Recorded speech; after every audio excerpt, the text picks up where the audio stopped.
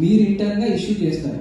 ఇక్కడ main gap ఏంటంటే ఇక్కడ ఇష్యూ చేయడంలో మెయిన్ స్టోర్ నుంచి సబ్ స్టోర్ కానీ వాల్స్ ఇష్యూ చేసినప్పుడు ఏదైతే నెక్స్ట్ స్లైడ్స్ లో చెప్తాను. సో దయచేసి ఆ పాయింట్ పైన హెల్త్ ఫెసిలిటీస్ ఫోకస్ చేయవలసిందిగా కోరుతున్నాను.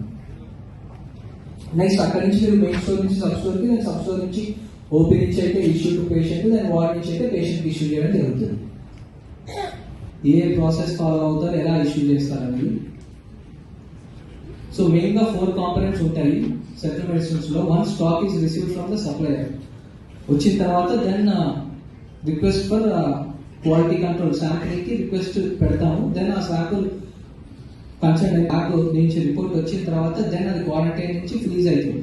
దెన్ ఓన్లీ వాళ్ళు సిఎంఎస్ హెల్త్ ఫెసిలిటీ వాళ్ళు హెల్త్ ఫెసిలిటీకి ఇష్యూ చేయడం జరుగుతుంది. That medicine is next crucial point ఏంటంటే రెస్పెక్టివ్ వన్ సిఎంఎస్ నుంచి హెల్త్ ఫెసిలిటీ నుంచి ఇష్యూ అయిన తర్వాత హాస్పిటల్లో మీకు ఏదైతే మెయిన్ స్టోర్కి ఇష్యూ చేయడం జరుగుతుంది.